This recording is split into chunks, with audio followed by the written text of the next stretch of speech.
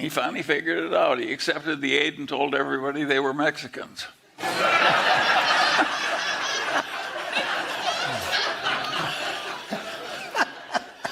Well, you can see why he was so successful.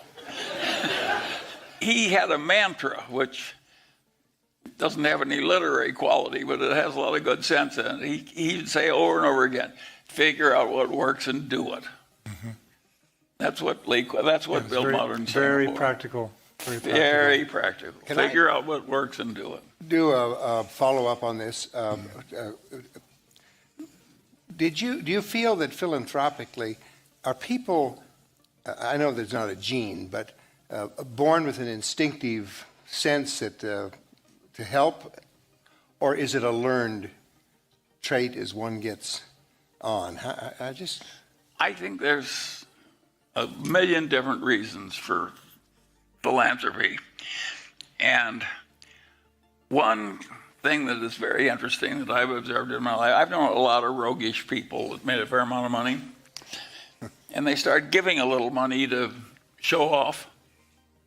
And 20 years later, they're actually real philanthropists.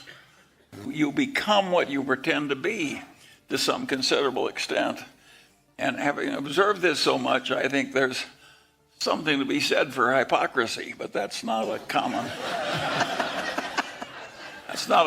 observation, but I've seen it do so much good in life that I don't think it's all bad, the hypocrisy. I always try and pretend to be a little better than I am. Not too much. By the way, don't you read a book a day, something like that? Well, maybe not. I read and I skim a lot. Yeah. I do the accidents of life. People give me books. I live in a torrent of books, and perfect strangers give me books. Yeah. Lots of them. And I almost never buy a book anymore. When I was young, I used to order them from the book review columns of the New York Times. And now that it's torrent of books comes in, I just select what I want. And I'm amazed at how well some of these people are reading me. And what has that done to your life, I think? Well, it was perfect for me. I don't think you can take every bookish little boy and turn him into a billionaire by patting him on the head and say, read all you want, Johnny. But if it were that easy, there'd be more billionaires. But it enormously helped me. And I think reading, once you've learned it, reading and arithmetic, you can take in so much, and you can take it in on your own time schedule. If somebody's talking to you, he may be telling you something you don't want to know, you already know, it's too hard, or he's going too fast or too slow. Yeah. But when you're reading, you can just take it as you want it. So it's just God's gift. If you're into self-education, there's nothing like reading. And of course, people who do a lot of it have an enormous advantage. And what does that say to education? Yeah, Larry, you might have a question. Yeah, back to this issue about sort of today. You have such a variety and depth of diverse interests and ways in which you acquire knowledge and observation and all the rest. Where do you think we're headed in terms of specialization versus a broad-based, at least well, platform? Of course, specialization is the safest way up for most people. Mm-hmm. And for that reason, say surgeons know more and more about less and less. And that's what gets rewarded. And if you have a nasty fistula in your colon, you do not want a surgeon who's good at Proust or political science. It's understandable how world rewards this specialization. I never liked it. And I loved picking up new ideas, being a passionate reader. And so I decided I'd make whatever living I could make doing what I like to do, which is sort of romping over a whole field. I do not recommend it to other people because the safe way up is to know a hell of a lot about something. And under our system, they find you out. Now, Esri wouldn't have worked very well if you also raked lawns. You know, You never know, really. I've done my share of it. Yeah, well, I mean, but if you had everybody out here Wouldn't work. working by the hour raking lawns on their spare time, it wouldn't work very well. And I think what Larry's trying to get at is the role of a liberal arts education. What is your thoughts about that? well, it's an enormous advantage. Of course, if you learn your own language, that's a very useful gift. And of course, learning the basic math of life is another tremendous gift. And if you're really good at picking up language and doing just basic arithmetic, you can take enormous territory. You don't need much else. I have never looked at a calculus problem since I left Caltech. Never left it. Never looked once, never used it. And I was a whiz. By the way, I went away totally. 70 some years, that was enough. Yeah, I don't know about your calculus, but mine is gone.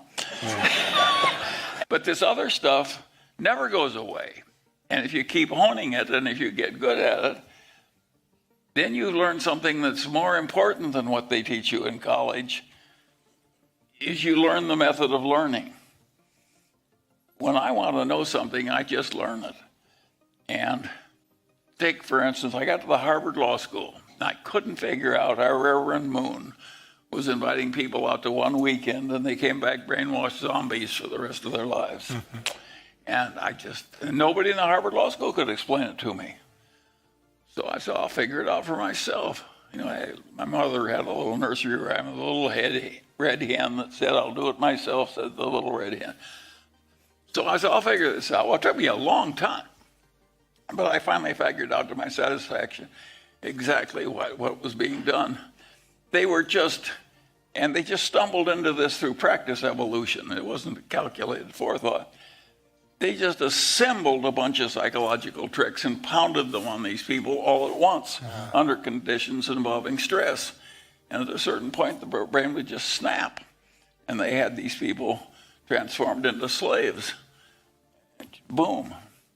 Well, that was a very interesting thing, but of course nobody wants to talk about it because it has implications, people fear. But I think that that habit of if they won't explain it to you, figure it out for yourself, has helped me enormously in life.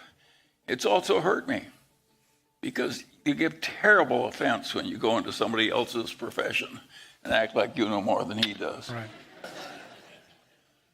And I'm much smoother now than I was when I was young. And I'm still pretty insufferable.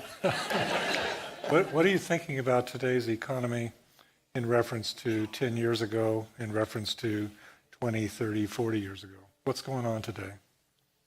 Well, what's going on in politics is that the people hate each other more than they used to.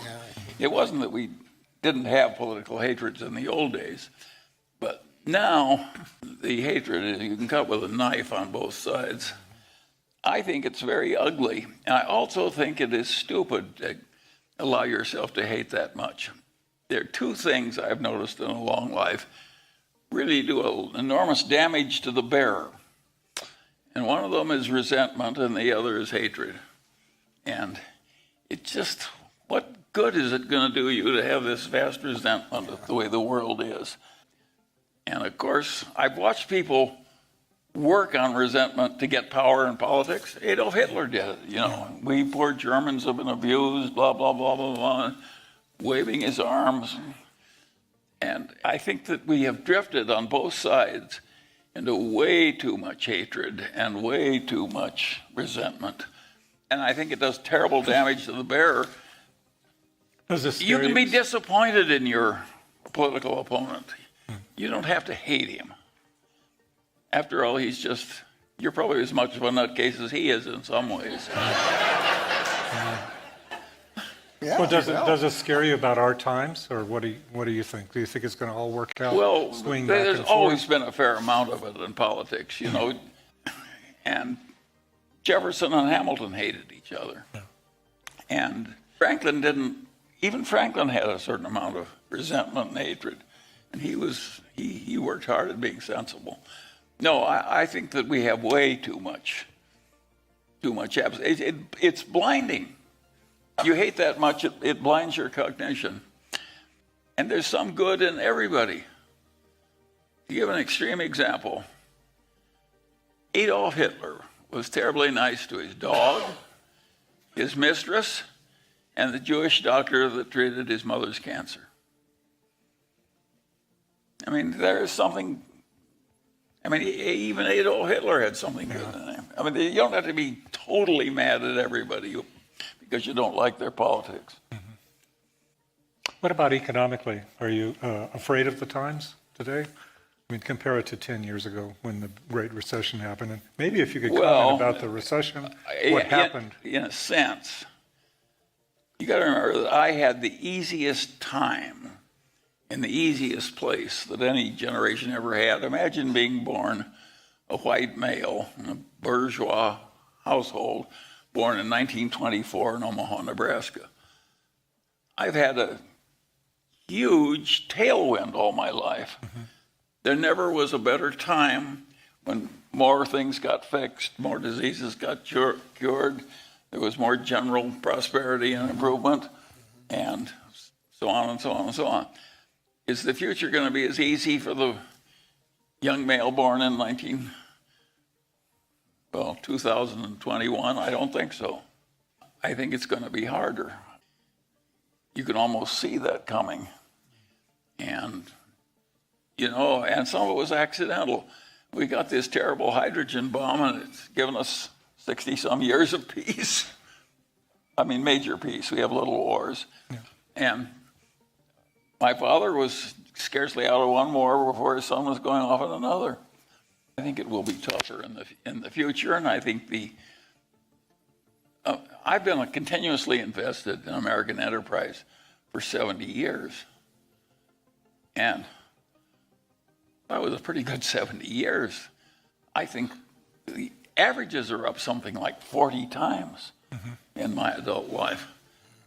There never was such a period before. In real inflation-adjusted terms, of course, it's not 40 times. It's way less because maybe 2 or 3% of that per annum is inflation. But what are the chances, let's assume the real return was 7 or 8%. What are the chances that the person born today is going to have 7 or 8% growth and no big wars or troubles for 70 years? I'd say they're almost zero. Now, I don't think that's any reason to despair. After all, why should you despair in a world? If you have a game you can't win anyway, we're all going to die. And if you can stand that, you can stand a little depression or something. Yeah. That's true. But what about in a shorter time horizon? Is this a good time to invest in the stock market? It's a funny question, is it? Yeah. Well, I am continuously invested in American equities. And I've had my Berkshire stock decline by 50% 3 times. And it doesn't bother me that much. I regard that as just a natural consequence of adult life properly lived. So if you have my attitude, it doesn't really matter. I always like Kipling's expression in that poem called If, and he said, success and failure, he says, treat those 2 imposters just the same. You just roll with it. Sometimes it's going for you and some against, and it's all part of the same game. I think if you get rid of the crazy hatreds, I don't mean you don't avoid bad people. I mean, you will seldom talk to anybody who's better at avoiding bad people than I am. But I think that's okay, but I don't hate them. This causes me, going to let... But it won't be as good. I don't think that it's going to be as easy for the next generation as it was for me. I understand. Jack, if you started all over again, you might not do as well either. I'm not anxious to go back and try. You want to go back to Go and try again? No, none of us do. I was very lucky, just like you, in a sense. I was luckier, actually, in that sense. Yes, Larry. No, I was just going to say, to do a little housekeeping, Were we reserving some time, or had we talked with him about taking any questions ultimately from the Would audience? you like to take some questions from the people? Would you like to ask any questions? I do it at the annual meeting of Berkshire all the sure. time. Well, Charlie. Sometimes I don't answer, but I take the question. Yeah. Well, you have the same prerogative here for which you're getting paid. Mics here. Are there mics and runners? Not sure if we have them or not. Okay, you have to speak loudly. Okay, raise your hand, All right. introduce yourself. Hi, I'm and Chris then, Talon. Hey, thank you so much for doing this, Jack. This is an incredible opportunity to meet somebody. It's just so amazing. What I'm struck by, Mr. Munger, is your humor, and I'm also struck by your partner's humor in your style of communication in front of a group, especially in front of probably your shareholders. My question is was it something that you developed over time, or was it something that just sort of happened naturally through your sort of homespun storytelling ability, or your ability to understand the world? Yeah, I think Warren and I are very much the way we were born. We were both a bit nerdish and not a huge successes as young boys. But we both had this love of humor, and we both loved understanding how things worked. And we both have been lucky enough to attract marvelous associates and partners. And so if we weren't pretty good-natured, we'd be crazy. And I don't think if you don't have humor, I don't think you can get it. Yeah. I think you're born with it. That's right. And the same with shyness and a lot of, you can conquer shyness a little, but basically I think we all live with the natures we were given, and we just have to make do. But Warren and I have fun in business, and we like our business, and we like the people we work with, and we like the problem solving.